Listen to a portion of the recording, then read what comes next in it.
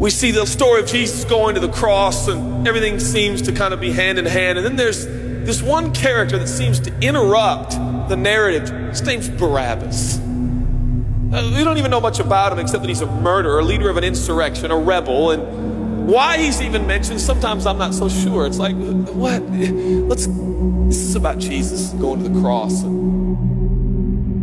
So in this moment, Pilate thinks, I hold the destinies of these two men in my hand. I know the Jews have a tradition that on a holy day, I will release one of the prisoners on death row. Pilate stands on this audacious stage, who now presents Jesus, Son of the living God, versus Barabbas, the thug and rebel. He says, all right, who do you want? This is blasphemy. This has gone too far. There's no comparison. This is a rightful prisoner, a man who should be on death row. He's a rebel against Rome. He leads a rebellion. He murders people. He's a bad man. He's a thug and he's a crook. He deserves the chains and he deserves the crucifixion. Jesus? What has he done but heal, restore, deliver, set free, open blind eyes, open deaf ears, heal the lame and the leper? What has Jesus done? Who do you want? We want Barabbas. Yeah, give us Barabbas.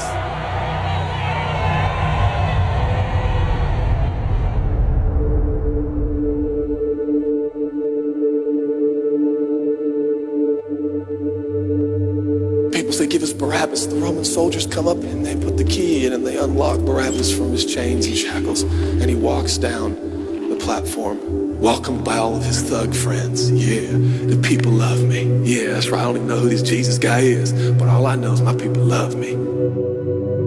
There seems to be no conscience in Barabbas. There's no record of him turning to Jesus and saying, I owe you everything now, for you have set me free. No, I don't see any of that in Barabbas. And God knew that.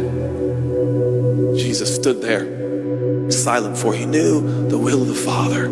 He said, it's fine, Father. Let him have Barabbas. For Jesus knew that the Father would have to treat Jesus like Barabbas so he could treat Barabbas like Jesus. Barabbas thought it was the people that set him free. No, no, no, no. It was the love of the Heavenly Father. When I look at the story, I realize who Barabbas really is. That's me. That's you. That's us. And I felt, I was reading this the other day, and I felt God speak to me. I love Barabbas. I love him. But God, he's bad, man. I love him. And I wanted him to go free. But didn't you know that he probably would have never acknowledged the free gift? Yeah, but I love Barabbas. For while we were still sinners, Christ died for us. God sent his son for Barabbas, even the one he knew would walk away from Jesus and his free gift and never come back. He loves him. And the nerve, the gall, and the audacity of believers to think, I got saved by grace, but now that I'm in this deep, dark place of bondage, I better work hard to get myself out. What? That's the opposite of the gospel. Are you bound?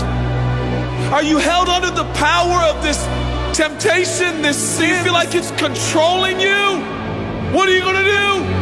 I'm gonna shake myself free. Stop it! No, you won't! You're no match for the powers of hell and the urges of sin. You will not overcome it, and you will never overcome it. You'll just be another statistic. There's no answer within yourself. Your own marriage, your own goodness, your own discipline, your own devotion will not save your marriage and will not save your kids. There's only one, and he's the one that took your place. He's the one that stood silently on the platform with Pilate and said, yes, let him have Barabbas. Take me. How many times have I stood on that platform with Pilate and Jesus, and I'm the Barabbas, and they start to take my chains off, and I say, no, no, I deserve this. I deserve the guilt. I deserve the shame. I deserve the consequence. I deserve it.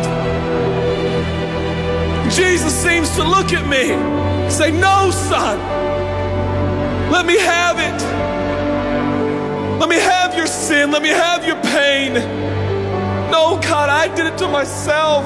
I deserve it.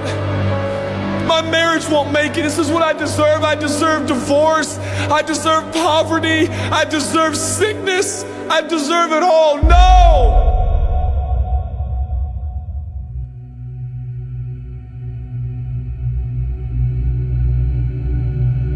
God, I'm so ashamed. Give me your shame. But God, what if I do it again? I'll still be here. Oh, God, I don't want to hurt you. I love you. I don't want to do this anymore. Give me your sins, son.